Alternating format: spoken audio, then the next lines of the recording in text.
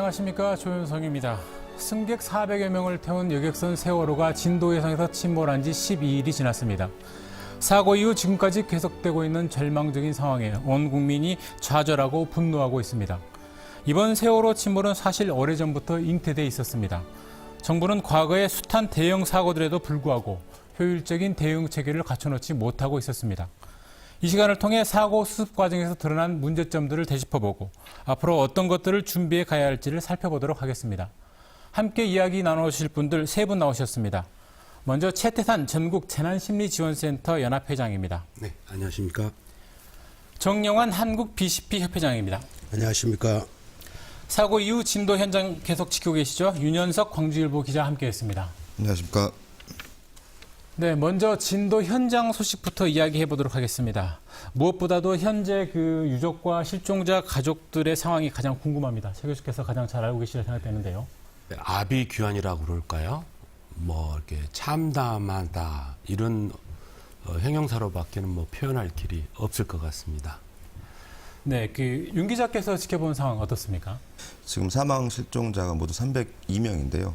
이 302명 중에서 지금 사망자가 190명 가까이 되면서 이 가족들의 실망과 이 분노, 이 좌절은 뭐 굉장히 크다고 볼 것 같습니다. 이 현장에서도 굉장히 좀 침울한 분위기고요. 기자들도 뭐 전부 침울해하는 그런 분위기입니다. 사고 초기에 정부 대응 적절했다고 보십니까? 첫 번째 문제는 정부 조직에서 재난 대응을 하기 위해서 구성되어 있는 중앙재난안전대책본부와 현장에서 사고수습본부를 차리고 운영해야 될 이 기관 간의 연계체제, 실무에 대한 접근 부족, 이해 부족, 또 거기에 가장 큰 중요하게 작용했던 것이 정보의 부재, 이런 것들이 총체적으로 복합적으로 문제가 발생하면서 현장에서 지금까지 아직 수습을 제대로 못하고 있는 이런 과정으로 빚게 되는 과정을 겪게 됩니다. 윤 기자, 그 사고 초기 상황 한번 정리를 좀 해줄 수 있나요? 사고 초기였습니다. 16일 오전 9시 10분쯤으로 제가 기억을 하는데요. 그때만 해도 이 전부 구조됐다 뭐 이런 소식이 전해지기까지 했습니다. 그래서 상당히 당시에 그 저희들도 보면서 해프닝으로 끝날 것 같다 뭐 이런 판단도 했었는데 갑자기 상황이 11시부터 안 좋아지기 시작했습니다. 그러면서 정부가 이 탑승자 명단, 이 탑승자 수를 발표하기 시작했는데 이 탑승자 수가 계속 틀린 겁니다. 그러니까 당시에 476명이라는 지금 현재 숫자도 지금 현재 확실하지는 않는 것으로, 왜냐하면 그 여객선을 타면서 승객들이 그 표를 끊고 타는 승객도 있고 그렇지 않은 승객도 있는데 그 부분에 대한 파악이 제대로 안 된 것 같습니다. 이 초창기에도 그런 부분들의 실수가 있었고 지금 현재까지는 모두 8번 정도 이 명단 자체가, 이 통계 자체가 틀린 것으로 나와 있습니다. 네. 그 이렇게 오락가락하는 정부 발표가 그 피해자 가족들한테는 엄청난 그 심적 고통으로 다가올 것 같은데요. 심리적 측면에서는 어떻습니까? 우리의 그 아이들이 정말 손만 뻗으면 우리 연애의 앞바다잖아요. 언론에서는 계속해서 동영상에 그 모습이 보이고 있고 금방이라도 마음만 먹으면 그 아이들을 구할 수 있을 것 같은 조급함, 안타까움이 있는데 이런 기본적인 숫자나 통계마저도 오락가락하는 모습을 보는 것은 그야말로 그네들이 마지막까지 어려운 일이 처했을 때 우리가 마지막으로 의지할 수 있는 것, 국가의 존재 의무라고 말할 수 있지 않겠습니까? 네. 그러한 신뢰가 깨지는 순간이었습니다. 따라서 정말 그분들에게 있어서는 마치 의병을 보는 듯한 느낌을 제가 현장에서 봤어요. 야, 우리끼리 사람을 민간 잠수부를 우리가 고용해서 직접 나가보자. 정말 팽목항으로 달려가자. 무정부 상태의 대한민국을 그 시간에 느꼈습니다. 네. 그래서 정말 우리가 그 유가족들이나 실명자 그 가족들이 가지고 있는 정말 아이들이 1초 1초 바다 물속에서 숨을 못 쉬고 있는 함께 그러한 안타까움과 절규에 가까운 바람을 국가와 정부는 전혀 그와 같은 마음속에 있지 않았다.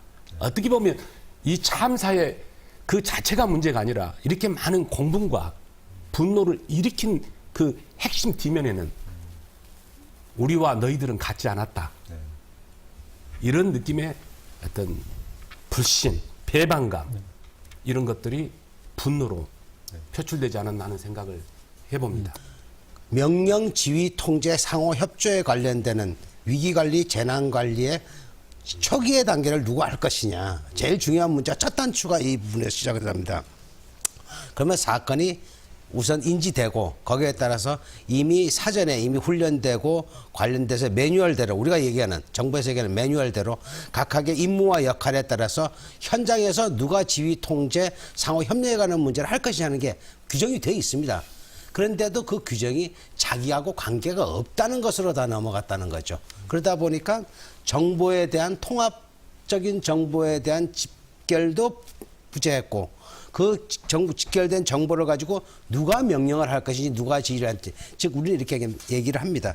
현장 지휘 체계라고 우리는 얘기를 합니다. 그럼 이 현장 지휘 체계가 누구였던 간에 거기서 가장 현장에서 가까이서 그 액션 플랜을 할 수 있는 그러한 기관이 그러한 사람이 있어야 됐다는 얘기죠. 생존자 구조 작업 역시 기대에 크게 못 미치고 있는 게 사실 아닙니까? 네. 사실상 뭐 지금 실패로 끝나가고 있는 거 아니냐. 지금 상황에서는 이제 뭐 시신조차 찾지 못하는 거 아니냐. 이런 우려가 커지고 있지 않습니까? 지금 현재는 이제 그 사망자가 넘어가면 시신이 계속 인양되면서 이 팽모강 쪽으로 많이 그 실종자 가족들이 지금 이동해 있는 상태입니다. 근데 지금 시신 인양이 지금 계속되고 있고 또 지금 이미 그 지금 소족이라고 해가지고요. 그 조류가 그 약했던 때가 아마 24일까지 그랬을 겁니다. 근데 그 시기가 지나가면 다시 조류가 세지고 또 시신 인양에도 굉장히 어려운 점이 있기 때문에 아마 이 가족들의 불안은 그 시신도 찾지 못할 수도 있다. 뭐 이런 불안들이 굉장히 커진 것 같고 제가 팽모강을 갔을 때는 그 이 항구에서 계속 끊임없이 가족들이 앉아 있는 모습들을 계속 볼 수 있었습니다. 근데 이 시신이 들어오면 이제 임시 안치소에 들어가는데 임시 안치소에 들어간 상태에서도 그 시신이 좀 이렇게 바뀌는 경우도 지금 계속 나오고 있고요. 또 이 제대로 파악되지가 않는 부분도 나오고 있어서 이 가족들의 심적 고통은 뭐 이루 말할 수도 없고 제가 어떤 아버지를 좀 이렇게 만나보기도 했었는데 그 아버지도 굉장히 뭐 계속 그 술을 드시거나 상당히 우울해하시는 그런 모습밖에 볼 수가 없었습니다. 그 지금 실종자 가족들의 뭐 스트레스 마지막 단계 며칠 전부터 이야기 나왔었거든요. 무슨 체념 단계 이렇게 이야기했었는데 보통 요즘 이제 언론에서도 이렇게 뭐 심리 지원이 필요하다, 차후 대책을 논의해야 한다 이런 말들이 많이 나오고 있잖아요. 예. 저는 이런 언급 자체가 그분들에게 굉장한 상처를 줄 수 있는 일이다. 저는 이렇게 생각을 합니다. 아, 네, 그러니까 네. 현재 그분들은 마지막 그 우리 자녀들의 마지막 생존자의 생사 유무가 확인되기 전까지는 우리 의장님도 아시겠지만은 그 현장에 3, 4일이 지나면서부터는 네네. 그분들이 식음을 전폐하고 있잖아요. 그렇습니다. 거의 제가 시간이- 우리 상담원들과 함께 시간을 재봤어요. 네네. 그 15분에 한 명씩 쓰러지더라고요. 네네. 그 현장을 아마 못 계셨습니까? 네, 그렇습니다. 그런 상황일 정도로 그분들의 우리 그 한국 그 부모들의 마음, 세계 부모가 똑같겠습니다만은 내가 이 자리에서 지금 물박해서 앉아 있고 그 자리에서 숨을 쉬고 있다라고 느끼는 것까지도 죄책감을 느끼는 거예요. 네. 그래서 이 상황은 정말 마지막 시즌이 정말 생사가 유무가 확인될 때까지는 네네. 우리가 어떤 섣불리 어떤 것을 진단하거나 도와줄 것마저 생각하는 것보다는 온 국민이 정말 함께 그분들과 하고 있다라는 정말 진정성 있는 자세. 이것이 지금 이 시간에는 우리가 할 수 있는 유일한 몸짓이고 태도다라고 저는 생각하고 있습니다. 예. 그 사실 시신 수습의 여부조차 장담할 수 없는 상태 이게 참 참담한 현실인데요. 대형 재난 현장에서 이런 것들이 있을 수 뭐 흔히 있는 일입니까? 어떻습니까?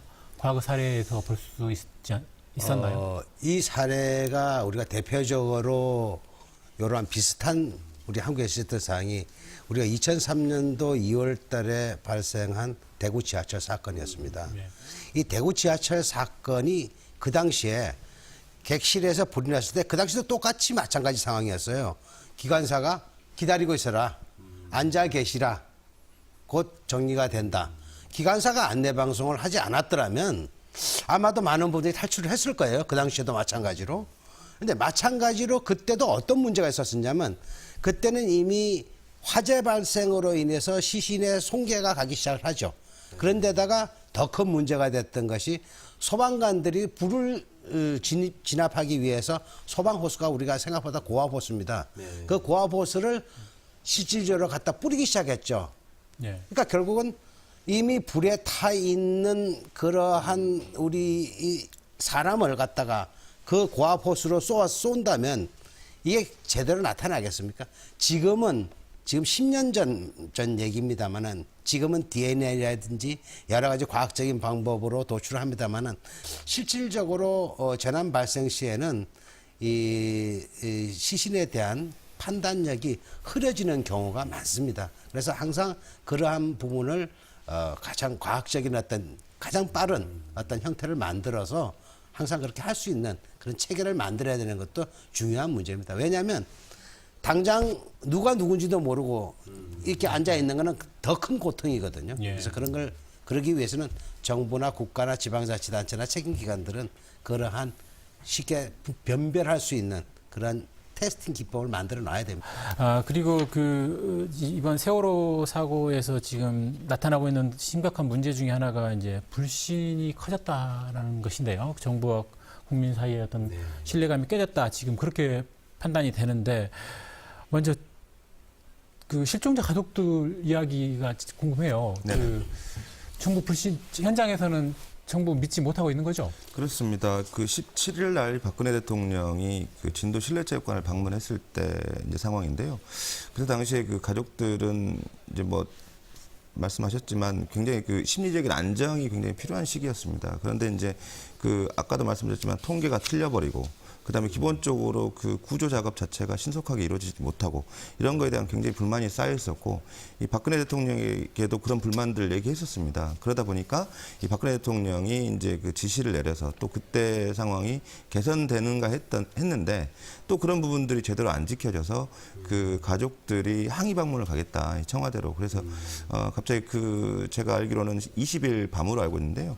그 밤에 지금 가족들이 이 진도 실내체육관을 나와서 이 도보로 청와대를 방문하는 길에 그 진도대교 앞에서 아마 그 경찰들이 막아서 다시 뭐 국무총리와의 면담 뭐 약속을 받고 돌아갔는데 그 뒤에 다시 또 문제가 된 게 이제 지금 현재 소족이라고 아까 말씀드렸는데 지금 그때가 가장 그 구조하기 좋고 또 이 시신을 찾기도 좋은 그런 상황이었는데 지금 구조 작업이 늦다. 그러니까 실제로 그 정부가 밝히는 구조 인원하고 현장에 투입되는 그 구조 인원이 다르다. 뭐 이런 주장들이 계속 나오면서 이 팽목항에서 이 실종자 가족들이 이 버스를 타고 그 진도 군청까지 갔습니다. 이 정부 대책본부가 있는 진도 군청까지 가서 그 국무총리는 물론이고 이제 해양수산부 장관, 그 해경청장을 만나서 이 항의를 하고 또 그런 상황들이 지금 계속되고 있는 겁니다. 경찰들이 그 가족들의 얼굴을 찍고 이른바 그 체증 활동이라고 했나요?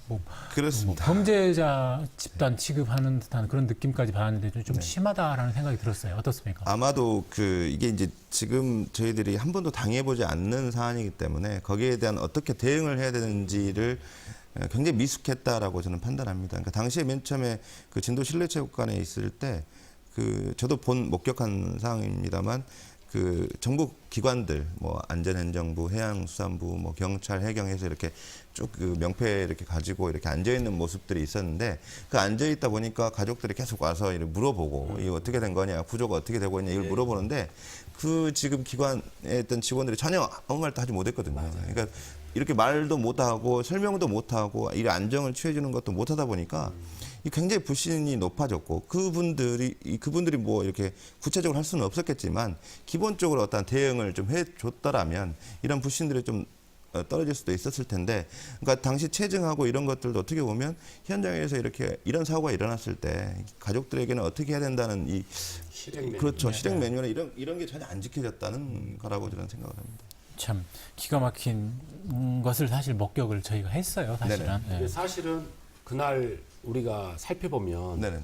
모든 대책이라든가 실제 해야 할 일들이 실종자 가족들이 그렇습니다. 요구해서만이 거기에 정말 국가는 그때 사안에 따라서 멈추고 알아보고 조금만 기다려주세요. 저희들이 또 알아보겠습니다. 통화가 안 됩니다. 서로 지금 이야기가 다릅니다. 시간 좀 주세요. 그러니까 그분들은 뭐라고 해요? 그렇죠. 도대체 너희들은 못 오는 사람이냐? 하물며요. 그 해수부에서 온 국장이 첫날 상황실장으로 진도 책임을 있었잖아요. 그분의 핸드폰을 뺏었어요. 사람들이. 당신은 누구냐? 이 자리에 왜 있냐? 넌 왜 우리보다 모르냐? 그러니 그 핸드폰에 장관 전화를 줘가지고 우리가 전화할 테니까 전화번호 주라. 저는 참 아팠어요. 정말 우리가 이렇게 준비가 안 된 집단인가. 네. 정말 태풍이 일어나고 나면 모든 부유물이 밑에 올라와서 그 바다 밑에 사정을 다 보여주잖아요. 정말 우리의 밑바닥을, 우리의 맨 얼굴을 정말 이렇게 다 보여주는 상황이었고, 무엇보다도 이런 과정 전체가 방금 윤 기자님 말씀한 대로 준비가 안 돼 있으니까. 네. 그 하물며 저도 그날 그 경찰들이 그 어머니들을 막는데 네네네. 여경들이 왔잖아요. 그렇습니다. 이것도 같이 울었죠. 그 얼마나 조심스럽고 안타까워하는 그 표정 다 느끼겠잖아요. 거기 있는 사람 어느 누구 한 명이 정말 함께 그 자리에 진도 앞바다에 없었던 사람은 없어요. 그러나 너무 이게 이제 생각과 실제 이런 위기 상황에 대처할 수 있는 자동적인 어떤 아주 조그마한 것들이 안 되다 보니까 훈련이 안 됐죠. 예. 계속해서 오해를 이제 증폭하게 했던 거죠. 네네. 그 정부의 그 무능하고 그 불투명한 대응이 결국은 이렇게 불신을 키웠다고 할 수 있겠는데요. 뭐 그밖에 그 위기관리 전문가 입장에서 또 어떤 사례들을 한번 꼽고 싶습니까? 우선 저는 이렇게 생각을 합니다. 이 처음에 제일 중요한 게 진실이거든요. 예. 이게 다른 거 다 필요 없어요. 모르면 정부 관료도 모를 수 있습니다, 당연히. 네. 동시다발적으로 일어나는 여러 가지 현상을 집계하고 통계하고 그걸 갖다가 다시 의사결정을 통해서 어떤 지휘 체계를 갖는다는 건 시간이 걸리는 거예요. 그거는 뭐 제가 볼 때는 아무리 컴퓨터가 발달된 사회라도 단추 하나 눌러서 될 일이 아니거든요. 그러면 있는 상황을, 정보를 그대로 국민에게 알리는 것도 중요하지만 현장에는 유가족들한테 알렸어야 돼요. 첫 번째 실수가 뭐냐. 이 정보를 제대로 된 정보를 제대로 몰랐으면 몰랐다고 시인해야 되는데 감추기 시작한 거예요. 그러다 보니까 하나를 감추다 보니까 둘을 감추고 즉 정확한 정보가 올라오지 않으니까 의혹이 증폭되고 그 의혹에 따라서 다시 다그치니까 또 다른 답변이 나오는데 그 답변조차도 신뢰할 수 없는 즉 우리가 신뢰가 도미노처럼 무너지는 현장에서 그러다 보니까 불신이라는 것이 만들어졌다고 보여지죠. 예. 대표적인 게 그 뭐 진도 해상교통관제센터 교신 기록이 그 뒤늦게 공개된 거라든지요. 바로 그거죠. 예. 그거는 그런 경우는 있을 수가 왜냐하면 이 해상관대센터에서 최소한도 이때까지 관행적으로 안 했다. 좋다 이겁니다. 관행 인정하겠다 이거죠. 그러면 가장 중요한 거는 가장 예를 들어서 인원이 많이 탄 배라든지 아니면 중요한 좀 화물 크기가 크다든지 이러한 중요한 어느 정도의 규모에 맞는 부분이라도 모니터링을 해야죠. 모니터링 할 수 있는 체제가 다 돼 있고 다 시스템도 다 돼 있는데 안 한 거예요. 관행이라고. 그거는 관행이 아니라 뭐라고 얘기를 할 수가 없죠. 그것도 바로 정보를 디텍스해서 그 정보를 갖고 있어야 된다는 얘기죠. 맞아요. 그러니까 그 정보를 어떻게 그랬더라면 그 정보를 갖고 있었더라면 그 정보를 바로 상황이 발생이 됐을 때 상황이 이랬구나. 이 배가 어디로 들어왔구나. 승객은 어느 정도구나. 지금 뭐 아시는 분들은 아시겠지만은 우리 청와대에 있는 우리 국가위기관리실이나 중요 또 특히 미국이나 해외에 좀 잘 돼 있는 제가 뭐 스웨덴이나 또 이런 데 나라들을 가봐서 이 위기관리 센터들을 가보면은 비행기가 뜨거나 배가 뜨거나 하면 중요한 시설물은 벌써 클릭하면은 그게 소위 선장이 누구고 누가 그 사람이 몇 명이고 이런 데이터들이 한꺼번에 태어나요. 우리나라도 잘 돼 있습니다. 제가 아는 바로는 네. 잘 돼 있는데 그러한 국가 위기라든지 우리는 물론 이제 분단 국가라서 전시 부분에 대한 부분은 중요하게 두고 있습니다만 이 재난 관리에 관련되는 부분은 또 해당 부처나 지자체나 이런 데 책임감을 두고 있죠. 근데 이 관리하는 정보 체계 미스 이 정보가 제대로 흐르지 않고 거짓된 정보가 생성이 되다 보니까 혼선을 가중시켜서 이미 걷잡을 수 없는 사태까지 맨 초기 단계에 그런 문제가 발생을 했다는 거죠. 그래서 예. 정부 대응의 첫 번째 미스는 정보를 제대로 된 정보를 가지고 있지 못했으면 가지고 못했다고 시인을 해줘야 돼요. 우리가 여기까지밖에 모릅니다. 맞아요. 이렇게 해서 관계 부처 여러분 보는 앞에서 여기서 관계자들 회의를 통해서 여러분들 의사결정을 받아서 협력을 통해서 여기가 진행하겠습니다. 라고 얘기했으면 아무 문제가 없었을 거예요. 정 회장님 말씀에 저도 전적으로 공감합니다. 그게 안 돼. 그러니까 첫 단추예요. 재난이라는 말 속에 숨어 있는 것은 우리가 일상적인 형식으로는 통제가 안 된다는 말을 함의하고 있어요. 맞습니다. 예, 예. 그러니까 많은 실수가 나올 수 있고 또 우리가 거기에 대해서 적절하게 대처를 못하니까 재난이라고 말할 수 있는 거죠. 맞습니다. 그런데 방금 말씀한 대로 우리는 솔직했어야 하고 있는 그대로를 소통을 했어야 하는데 그게 부재됐다는 거예요. 그겁니다. 예, 그러니까 처음에 우리가 하인리 법칙이라는 게 있잖아요. 한 300가지 작은 일들이 터지다가 그러다 한 29개 정도의 큰 일이 나중에 대형 사고가 나는 거니까 아주 작은 일들까지를 좀 이렇게 어떻게 보면은 내부 단합의 폐쇄라는 말을 쓰더라고요. 공무원들만의. 저희들도 뭐 부서 간에 뭐 이런 식으로 자꾸 감춰지다 보니까 이제 작은 300개의 조그마한 좀 부정확한 정보들, 약점들이 보이기 시작하니까 이제 투입 정말 했냐, 몇 명이 갔냐, 이런 것도 안 믿게 되고, 마지막에는 다 필요 없다, 청와대다. 이 정부는 장관도 필요 없고, 오로지 누구한테만 말이야 대화가 통한다. 그래서 청와대로 가자는 말이 나온 거예요. 그렇습니다. 현장에서도 이제 박근혜 대통령에 대해서 계속 요구를 했던 것이 그 현장 상황판 자체가 설치가 안 됐습니다. 맨 처음에 저희들이 17일 날에도 설치가 안 돼 있다가 대통령이 지시를 하니까 나중에 설치가 됐기 때문에 이 가족들의 불만은 굉장히 컸고요. 이 가족들이 워낙 그 정보 자체가 잘못 전달되다 보니까 그 부분들에 대한 불신이 컸고 거기에 대한 감정 자체가 상당히 불안하거든요. 당시 그 실종자 가족들의 감정이 굉장히 불안한 상태에서 이 정보까지 잘못 가니까 그런 것들에 대한 불신이 굉장히 폭발했다고. 네. 거기다 이제 다시 또 새로운 의혹들도 나오고 있어요. 네. 뭐 해경에 석연치 않은 그런 활동들. 네네. 시신자 수습 과정에서의 뭐 다이빙 벨을 투입하느냐 안 하느냐 뭐 이런 것들도 있고 이런 것들이 지금 결국은 지금 불신을 더 키우고 있는 거 아닙니까? 그렇죠. 지금 현재도 키우고 있는 게 그게 문제인데 이제 급기야 지금 참 슬픈 현실인데 그 사고 유족들이 사망자를 부검까지 하겠다고 지금 그렇게 나섰어요. 네네. 어떻게 봐야 할까요? 그 미확인 시신들이 지금 계속 늘어나고 있습니다. 지금 현재 늘어나고 있고 그 미확인 시신들을 파악하는 데는 뭐 DNA 조사라든가 뭐 부검 뭐 이런 것들이 필요할 것 같은데요.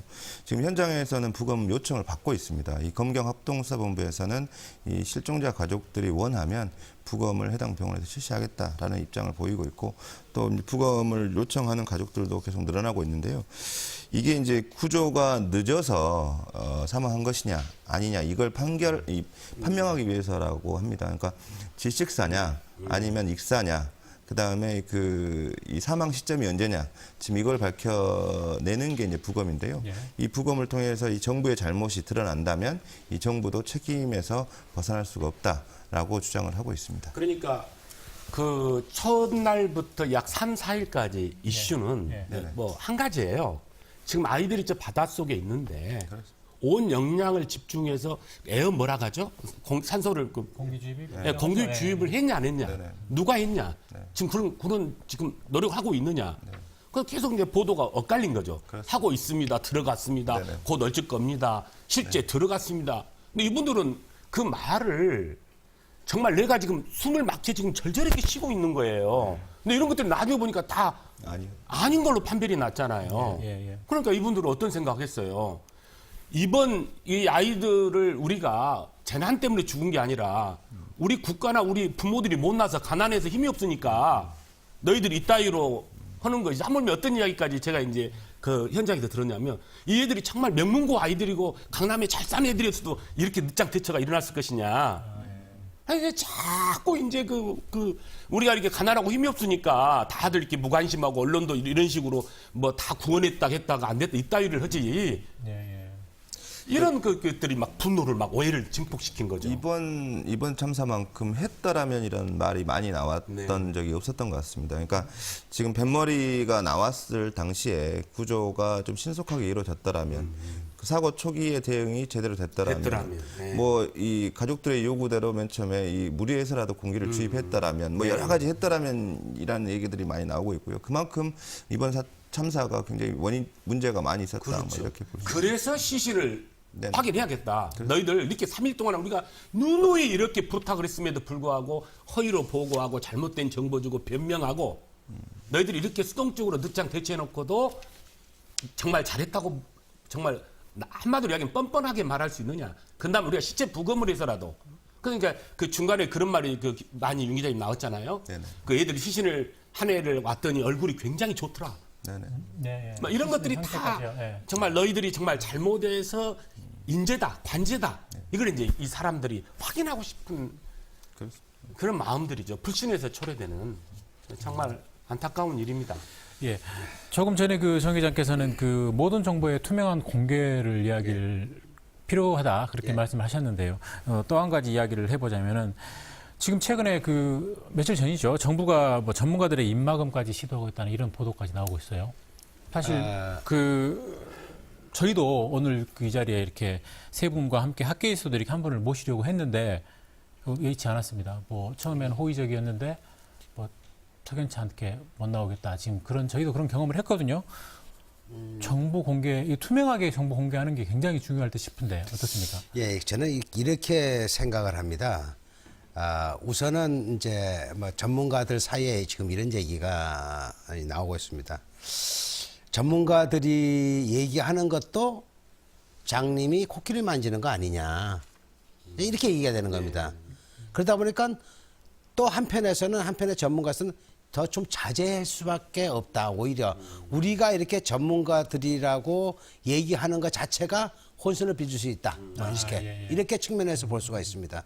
그렇기 때문에 자제하는 부분이 있고 그다음에 실제적으로 나타난 현상에 대해서 잘못한 부분, 아주 기초적인 가장 기본적으로 재난관리나 위기관리를 해야 될 초동 단계에서 해야 될 것들은 그거는 분명히 우리가 얘기를 해야 되겠다. 그거는 아마 거의 같은 얘기입니다. 거의 다 중복돼서 나오는 얘기들인 것 같지만 실질적으로 현장 정보의 부재, 그다음에 의사소통의 부재, 그다음에 거기에서 진실성 부재, 이런 것까지가 통합된 일들이 그다음에 각 기관마다의 이해관계의 부분, 뭐 이런 부분들이 이제 사실은 문제가 되다 보니까 저희끼리 만나서 전문가들이 논의를 하는데도 사실은 논의 여러 가지가 있어요. 그렇게 나오면. 그다음에 딱같이 의견을 달리하는 사람이 있다 보니까 오히려 정부 측에서 봤을 때는 그런 것도 혼란을 가중시킬 수 있지 않느냐, 국민을. 그럼요. 그래서 이제는 사실 위주에 대한 사실에 대한 것만 판단을 해서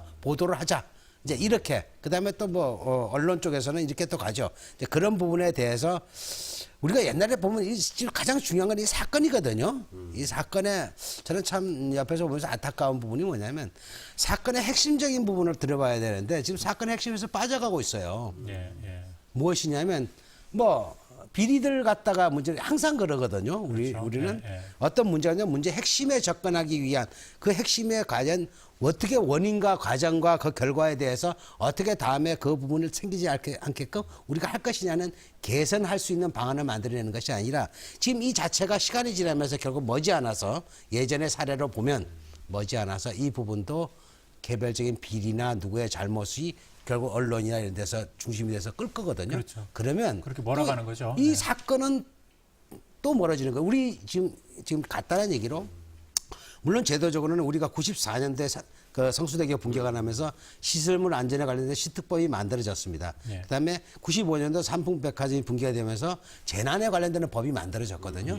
그것이 실질적으로 2002년, 2003년 우리나라에서 루사, 매미라는 강력한 태풍을 겪게 되고 2003년도에 2월 달에 발생한 아까 말씀드린 대구 지하철 사건을 겪으면서 우리나라도 컨트롤 타워가 필요하다 해서 사실은 컨트롤 타워가 가장 기본적으로 가지고 있는 내용의 법안이 뭐냐면 정부는 법이 없으면 못 움직입니다. 그래서 관련되는 가장 기본법이 뭐냐면 재난 및 아까 말씀드린 삼풍백화점 사고로 인해서 만들어진 재난법이 재난관리법이 그것이 재난 및 안전관리 기본법이라고 하는 법으로 만들어지면서 모든 부처에서 갖고 있는 재난의 역량을 통합적으로 컨트롤하겠다는 뜻으로 재난 및 안전관리 기본법이 2003년도에 만들어지고 2004년도에 6월 1일 날 소방방청이 개청을 하면서 우리나라의 재난관리 컨트롤 타워가 만들어지는 과정이에요. 자, 이런 과정을 보면서 그 안에 뭐 공조가 안 될 수밖에 없는 해보지도 않은 것들 뭐 이런 상황인데 그 이후에 또 바뀌어요. 막 이게 나중에 또 설명을 드리겠지만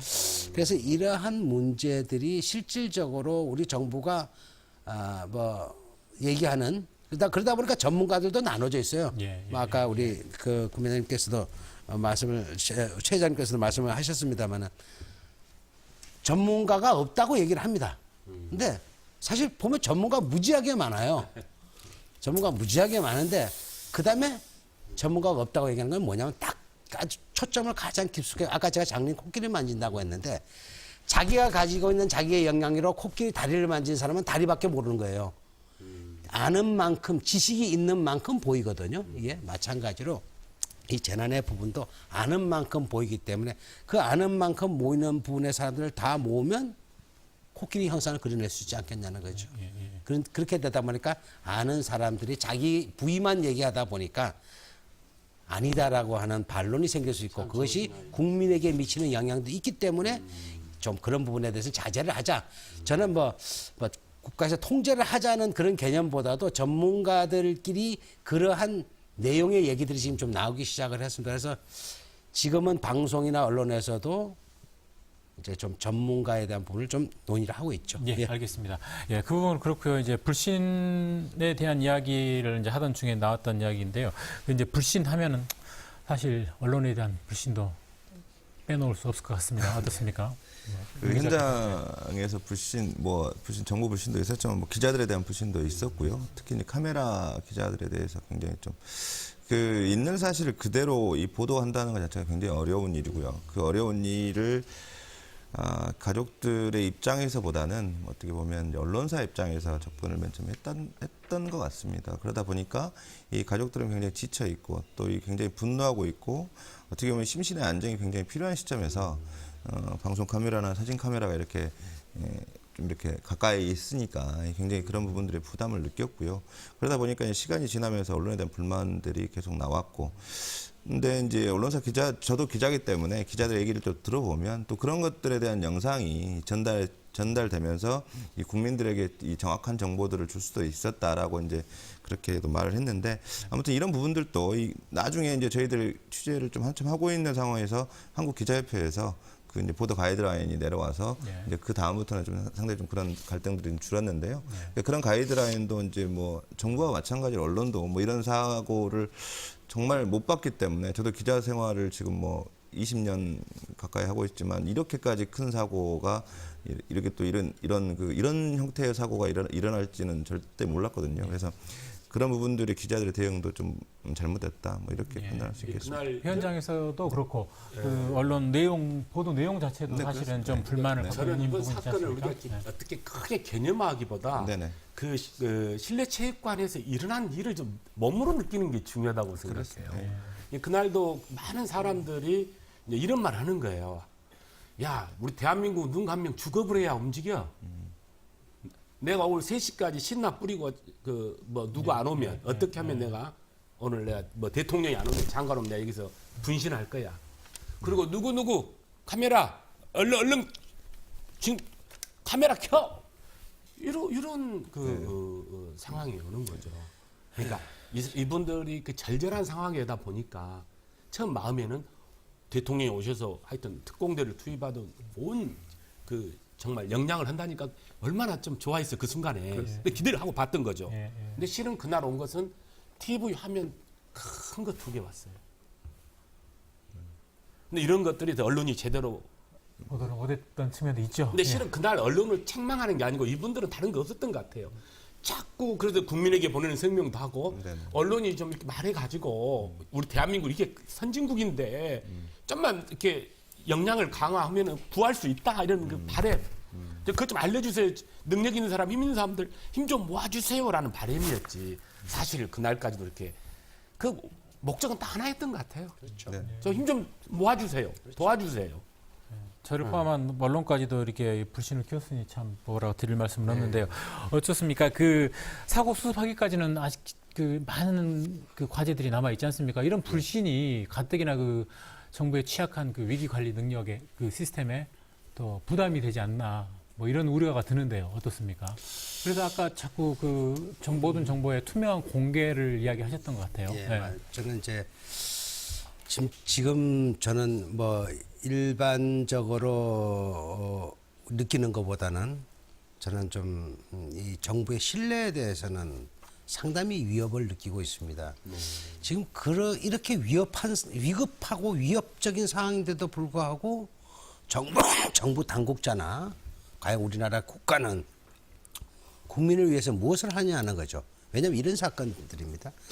우리가 99년도 6월 달에 시랜드 화재 사건을 다 기억을 하실 겁니다. 그 시신을 받아든 부모들이 어린애들을 수검댕이로 받았거든요. 네. 뭐 DNA 분석을 하니 어떻게 했는지 정확하게는 잘 뭐 아직까지 판단되지 않고 있는 그런 여운도 있습니다만은 수검댕이를 자기 자식을 가슴으로 안아본 사람이 한국에 살지 않는 분이 이민 가신 분이 많습니다. 그러니까 저희가 한 4년 2009년도에 추적을 해가지고 이게 그분이 캐나다 쪽에 사시는데 그분이 사시는 데는 오리엔트계가 하나도 없다는 얘기를 하면서 그분이 뭐라고 말씀하시냐면은 나는 대한민국을 믿지 않는다. 네. 그다음에 내가 사는 데는 오리엔트계도 동양계도 하나도 없다. 나는 그래서 한국에 돌아가고 싶지 않다. 자, 이게 이 재난이라든지 이런 사건이 발생을 하면은 당사자뿐만이 아니라 그 주변에 미치는 이 피해라는 게 큽니다. 파급 효과가. 그러다 보니까 결국은 지금 현재 제가 느끼는 상황은 정부는 정말로 심각하게 국가의 존재성을 여기서 나타내 주지 않으면은 정치권에서 얘기하는 이념 전쟁이 아니라 국민이 국가를 신뢰하지 않는 개념으로 출발할 수밖에 없다. 저는 그렇게 봅니다. 우리 태안에 기름 사고 유출됐을 때 1,000만 명의 자원봉사자가 있었고 지금 이 팽목항에도 자원봉사자들이 국민은 너무 잘 알아요. 국민이 오히려 훨씬 더 지적 능력이 있고 국민은 다 알아요. 근데 왜 이 사람들은 모르냐 하는 거죠. 지금 문제는.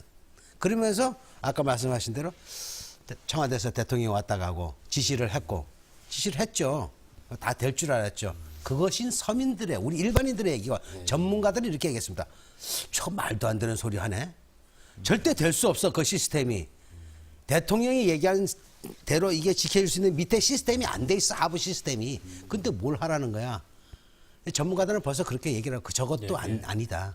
그래서 결국은 이러한 불신이 지금 대한민국 정부로선 저는 기로에 서 있다고 봅니다. 이 문제를 이렇게 받아들여야 됩니다. 국민이 국가를 신뢰하지 않는 어떤 상황이 발생된 것에 대해서 과연 우리 국가는 정부는 어떻게 해야 될 것인가를 심각하게 고민해 봐야 된다고 생각합니다. 정부가 기로에 서 있다라는 표현이 저는 상당히 그렇게 보고 의미심장하게 다가옵니다.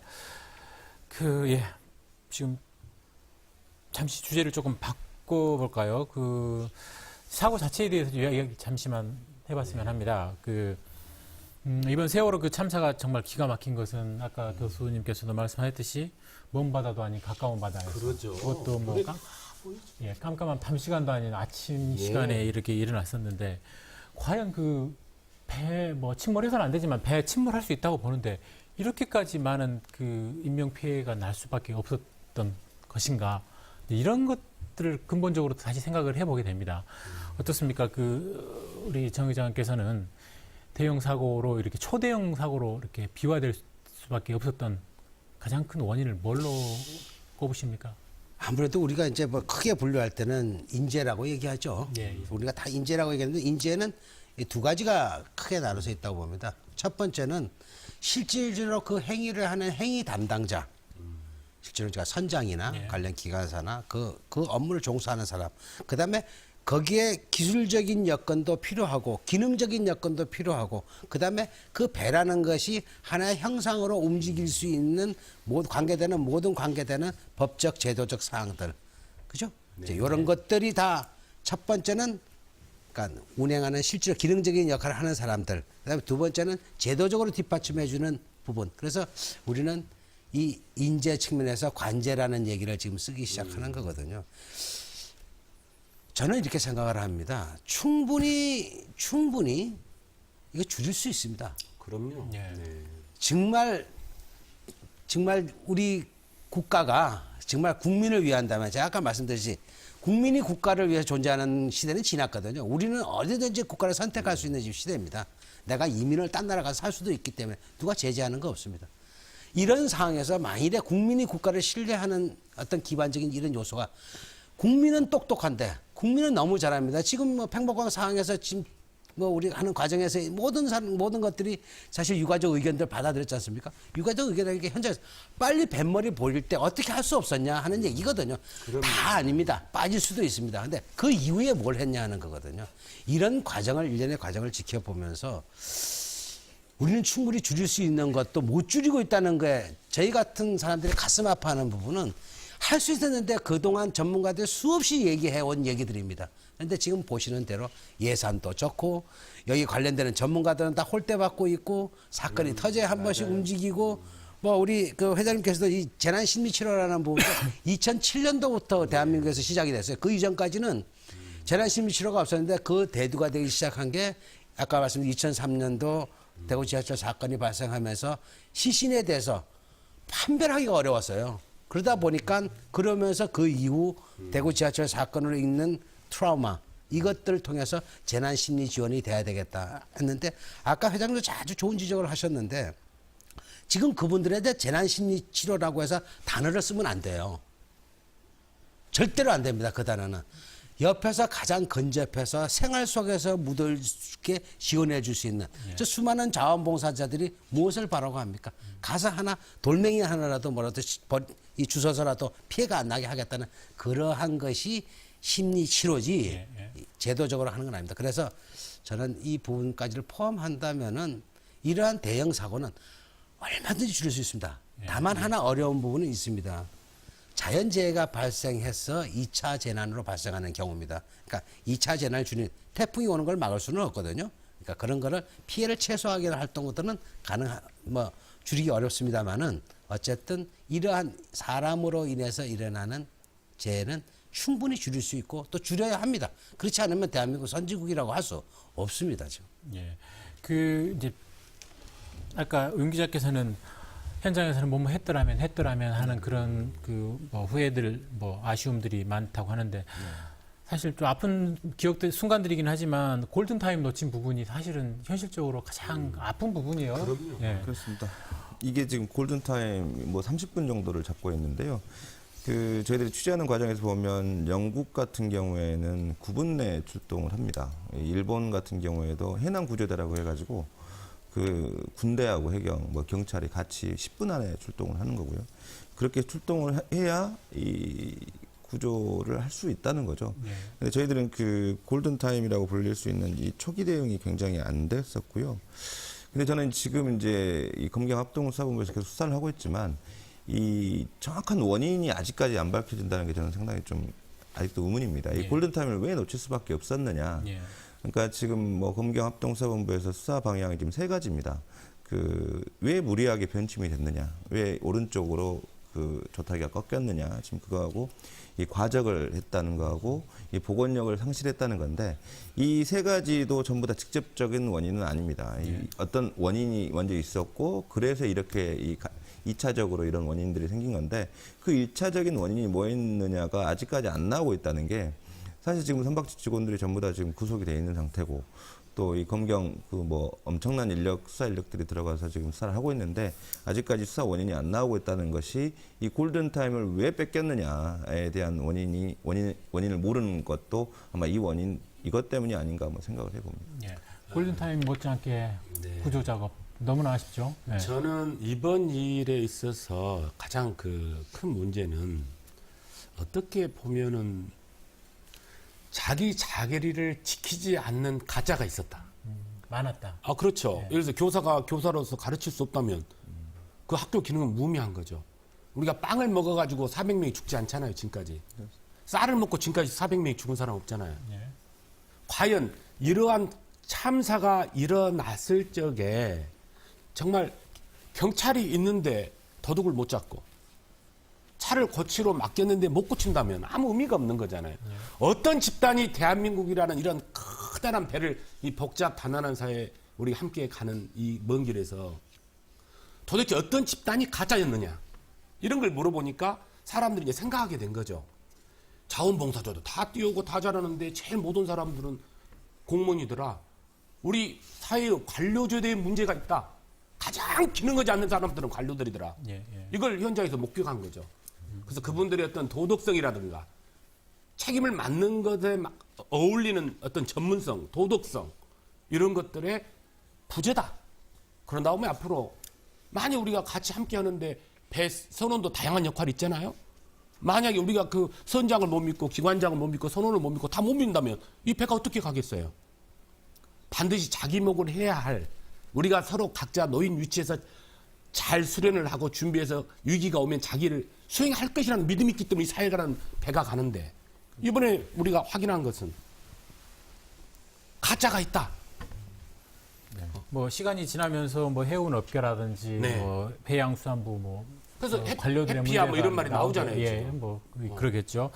지금 현재까지는 그래도 지금까지 뭐 선박직 직원들 네. 모두 구속됐는데 저는 이제 묻고 싶은 게 그겁니다. 그 선박직 그 직원들이 구속되고 또 몇몇의 어떤 관료들이라든지 뭐 사법 처리된다고 한다면 이런 사고 다시는 안 일어나는 겁니까? 그건 절대로 그렇지 않습니다. 또 저는 우리가 이때까지 사건 사고가 일어나면 매번 했던 게 지금 똑같은 과정입니다. 예전에 어떤 사건 사고가 발생을 해도 뭐 담당자 문책, 최고 책임자 사퇴, 다시 또 정부는 국민에게 이러한 사고가 발생하지 않겠다고 다시 다짐을 하죠. 그런데 또 벌어지는 거거든요. 그럼 왜 그러냐 하는 얘기죠. 왜 그러냐. 이 원인을 갖다가 지금 전부 다들 그렇지 않게 하기 위한 방법을 찾아내야 되는 것이 가장 중요한데 지금 현 체제로서는 저는 그것이 또 발생한다고 봅니다. 더군다나 더 걱정스러운 것은 올해 벌써 마우나 리조트 부분에 또 참사로 학생입니다. 또 이 세월호로 수백 명의 학생이 가슴 아픈데 이 도대체 부모를 이 자식을 잃은 부모들의 가슴은 옛말에 우리 그런 얘기 있습니다. 가슴에 묻고 자식을 가슴에 묻고 부모가 간다는 그런 얘기가 있는 게 이게 부모의 심정인데 도대체 그는 이해가 잘 안 갑니다. 이대로 둬서는 이번에 뭐 어제 정원 총리께서도 정말 뭐 대대적인 뭐를 하겠다. 그 저희가 어제 저녁에 좀 전문가들이 만나서 차를 한잔하면서 그래서 저거 말 되는 얘기야 우리끼리 이렇게 얘기를 했습니다. 저거 말이 맞아? 저희 같은 사람들은 그거 아니라고 봅니다. 예. 그러니까 자꾸 이제 더 이상 정부는 국민을 신뢰할 수 있는 그러한 액션이 있는 행위를 해주지 애드벌룬 띄우는 것을 하지 마라. 그 관에 있는 비리 몇 명 잡아서 또 언론을 그쪽으로 가져가면서 국민들의 관심을 이쪽에서 멀어지게 해가지고 이 사건을 또 시간이 지나면서 유야무야 한다고 하는데 걱정이 또 있습니다. 왜냐하면 5월 15일부터 자연재해 대책 기간이거든요. 올해 또. 자, 인재. 이제 우리가 사회적 재난을 포함하는 이런 인재가 있었고 올해 벌써 큰 두 건이죠. 올해 자연재해도 기상청에서 지금 걱정하고 많이 있습니다. 올해 자연재해도 만만하게 넘길 수 있다. 이제 기상 예보를 하기가 겁이 난다. 올해 예측을 이렇게 얘기하는데 올해 또 이러한 자연적인 재해로 만일에 어떤 사건이 발생한다면 다 지금 우리 뭐 사회자님께서 말씀하신 대로 이런 일이 안 일어나겠습니까?는 예. 정말 안 되는 얘기겠죠. 그 사고 발생 12일째 지금 분위기는 네네. 뭐 희생양 찾기 네. 뭐 제가 그 뭐 특정 해운사를 뭐 네. 변호할 생각은 추호도 없습니다만 뭐 분위기가 그렇게 가고 있지 않습니까? 그 우려되는 상황 아닙니까? 그렇습니다. 이 금경합동사본부에서 지금 수사는 두 갈래로 가고 있는 것 같습니다. 그러니까 원래 이 소유자 지금 뭐 종교적 색채가 굉장히 강한 부분도 있는데 그 부분에 대한 수사하고 지금 사고 원인 수사하고 두 가지로 가고 있는 것 같습니다. 근데 이제 뭐 아까 잠깐 나왔습니다만 해피아 문제 잠깐 나왔었는데요. 저는 이 해피아 문제가 굉장히 우스꽝스러운 게 이미 그 저축은행 문제 터졌을 때 금융마피아 문제가 나왔었습니다. 근데 당시에 그 금융감독원 직원 이 관료들이 전부 다 뭐 이렇게 저축은행 임원으로 이렇게 갔었고 이건 뭐 지금 현재 우리 사회에 뿌리박혀 있는 거거든요. 그러니까 여기 해양수산부만 있는 문제는 아니라는 거죠. 그러니까 이런 문제들이라든가 무슨 뭐 종교 문제라든가 이런 부분들에 대한 것은 조금 이따가 수사를 해도 되고요. 저는 이제 문제는 뭐냐면 지금 현재 이 사고를 일으킨 가장 근본적인 이유가 뭐냐? 이 부분에 대한 초점이 좀 맞춰져야 한다고 보고요. 그렇다면 지금 그 일본에서 그 굉장히 고철 여객선을 사와서 할 수 있는 이 개조해서 갈 수 있는 부분들이 어떤 부분이 있었고 규제를 어떻게 완화해서 이렇게 갔는지 이런 좀 구체적인 부분들에 대한 문제점들을 좀 살펴봤으면 하는 생각이 좀 듭니다. 모르신 얘기입니다. 네. 네, 그러니까 사실 규제라는 것은 꼭 필요한 규제여야 해요. 특히 안전에 대해서는 절대로 지켜. 규제가 많아지면요, 우리 사회가 이렇게 인원이 규제라는 것은 이런 우리가 어떤 그 자동화된 훈련을 통해서 그러니까 회장님 말씀이 맞아요. 누구 높은 사람의 지시로 되는 게 아니라 이건 안전이라는 것은 굉장한 오랜 세월의 훈련과 전문성 자동화돼서 나오는 거거든요. 시간과 돈과 인력이 필요한 일이에요. 어떤 생각, 어떤 신념, 말 한마디로 이렇게 나이스하게 해결되는 일이 아니잖아요. 그런 점에서 우리가 꼭 여력이 없더라도 우선순위를 정해서 꼭 지켜야 할 규제. 반드시 투입해야 할 우선순위를 정하고 또 우리 가지고 있는 사회 자원들을 가지고 우리가 뭐든지 인심이 광에서 나오잖아요. 인력, 시간, 돈, 에너지, 자원봉사를 다 빼서라도 우리가 아우르는 그러려면 소통이 잘 돼야겠잖아요. 근데 우리가 만약에 이 관료 제도에 허점이 나온 거예요, 지금. 예. 과거는 어쨌는지 모르지만 지금 이 현대 사회의 지금의 관료 제도 가지고는 우리는 어떤 유괴가가 왔어도 대처가 불가 아무리 경찰이 많고 헬리콥터가 많아도 공무원이 많이 와도 소용없습니다. 아무 소용이 없는 일을 하고 있는 현재의 시스템 속에 와 있다. 네. 이걸 우리가 공감을 해야 되고 예. 또 여기서부터 우리가 그러면 비난만 할 일이 아니라 물론 공무원이나 그 여러 측에서도 훌륭하신 분들이 계시죠. 제가 이래 보면. 하지만 정말 자기 역할을 그대로 하고 있느냐 안 하고 있느냐 안 하고 있다면 이분들을 어떻게 우리가 진정한 우리의 공무원으로 우리 공복으로 국민을 위한 공무원으로 네네. 이런 것들을 또 교육하고 함께 할 것이냐라는 국민 역량을 모아가는 하나의 어떤 우리가 중요한 계기로 삼아야 하는데 의미가 있는 것이죠. 예. 단순히 이렇게 감정적으로 우리가 뭐 이랬으면 어쩔까 저런 거 이런 건 너무 반복해 왔잖아요.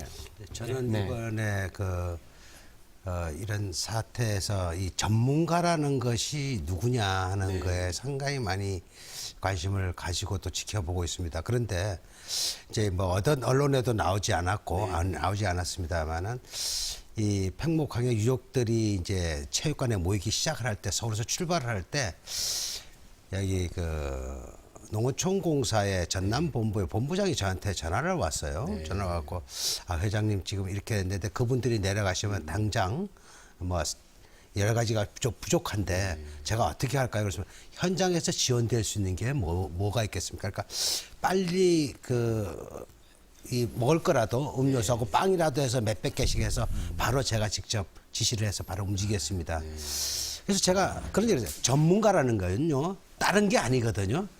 현장에서 바로 그걸 자기가 무슨 일을 해야 되겠다고 이 상황에 내가 무슨 일을 해야 되겠다고 느끼는 사람 바로 그 사람이 전문가거든요.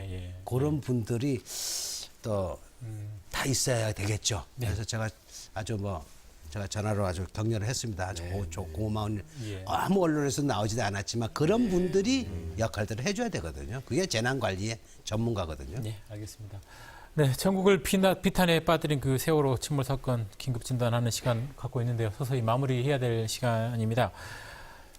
앞으로 뭐 필요한 조치, 대응 또는 마무리로 긴급히 제안할 내용 어느 분께서 먼저 해주시겠습니까? 마무리 발언 먼저 윤 기자께 부탁을 드리겠습니다. 지금 뭐 이제 시신 인양이 계속되고 있고요. 또 이제 아마 선체 인양을 해야 뭐 사고 원인을 뭐 구체적으로 할 수 있을 것 같고 아마 이제 이 실종자 가족들도 이제 어떻게 뭐 합의하는 과정이 좀 필요할 것 같습니다. 그리고 지금 이제 가장 저를 또 뭐 전문가들 만나고 뭐 교수님도 만나고 이렇게 다녔는데 전문가께서 하신 말씀이 이번 해난 사고가 20년마다 반복이 된 겁니다. 그러니까 1950년대 창경호, 뭐 70년대 뭐 남영호, 그다음에 90년대 저기 서해페리오 있었는데 이런 문제들이 있을 때마다 이렇게 반복하기보다는 좀 철저하게 근본적인 문제부터 살펴서 진짜 실행할 수 있는 그런 시스템을 좀 만들었으면 좋겠습니다. 네, 우리 교수님. 네, 이번 사건이 굉장히 우리 국민들에게 생각 아니라도 공감이 됐던 이유는 40대 맞벌이 한 자녀 가족들이 많았다는 겁니다. 그렇습니다. 네. 거기까지 한 자녀를 키우는 한국 40대 부모의 최근에 여러 가지 경제난과 더불어 어떤 심정일지를 충분히 공감했을 것 같습니다. 저 자신부터도 다시 제가 할 일을 추리하겠지만은 국가에게 부탁하고 싶은 일은 이 위기라는 것은 재난이라는 것은 특히 사회적 약자에게 치명적입니다. 그래서 이분들에 대한 배려, 이번에 많은 사후 조치로 국가에도 좀 더 이분들 위주로 원스톱으로 이분들이 쉽게 도움을 받을 수 있는 대로 좀 역량을 모아서 그분들의 마음에 평생 이 재난의 정말 심리적 어떤 트라우마를 안고 소비하지 않도록 정말 촘촘한 아주 조심스러운 지속적인 그리고 또다시 반복하는 그러한 지혜를 열정을 부탁드립니다. 네, 마지막 마무리 발언은 정. 이제 두 분 좋은 말씀 해주셨고 저는 이제 향후 그럼 어떻게 해야 되느냐 이게 진짜 간단하게 말씀드리겠습니다.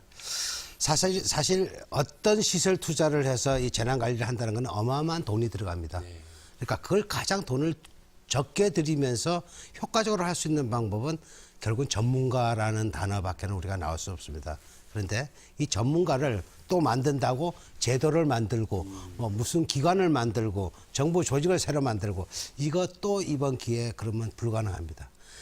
쉽게 전문가들의 의견을 들어서 각 기관에 있는 전문가들이 모여서 통합적인 재난 관리를 할 수 있는 걸 배운다면은 그래서 전문가를 관리할 수 있는 정말 최고 기관에서 이 사람들을 관리하고 그 사람들을 지속적으로 매년 훈련 반복해서 점수를 줘서 그 사람들이 그 점수에 합당되는 전문가만이 그 해당되는 업무를 갖다가 지원할 수 있는 공무원도 마찬가지고 민간 전문가하고 연계가 되는 그런 전문가를 만든다고 한다면 지금 뭐 우리 재난안전에 예산이 적다고 하는데 그 예산 그렇게 안 들어갑니다. 안 들어가고도 되고 그다음에 그러한 조직 체계를 프라우드입니다. 재난을 하는 사람들은 돈을 벌어는 사람들로 보기는 어렵습니다. 재난을 관리하는 사람들은 명예를 갖고 사는 사람들입니다. 그러니까 그분들에게 명예에 합당한 것만 준다면은 아주 뭐 전문가들 저희 모여서 얘기를 하면 한 일주일 정도면 전문가 풀 구성하는 한 다 만들 수 있어. 그런데 또 이걸 가지고 정부가 R&D 용역 내고 무슨 정부 기구를 만들고 이렇게 한다는 거는 결국은 또 예전과 똑같다. 그래서 이번 정부에서만큼은 실효성 있는 정말 실효라는 것이 무엇인지를 생각하고 전문가를 양성하고 전문가의 데이터베이스를 통해서 우리 재난관리 역량을 부분적으로 모든 부분에 닿을 수 있는 그런 집단 체계를 만들어주는 것이 중요하다. 저는 이렇게 생각을 합니다. 네, 세월호 침몰 멈춰선 대한민국을 주제로 충분하지 않은 시간이었지만 많은 이야기 나눠봤습니다. 지켜주지 못해서 미안하구나. 이번 참사를 바라보는 모든 국민의 심경을 가장 함축적으로 표현한 말이 아닌가 싶습니다. 세월호 희생자들의 명복을 빕니다. 그리고 실종자들의 무사 귀환을 거듭 기원합니다. 오늘 시간 마칩니다. 감사합니다.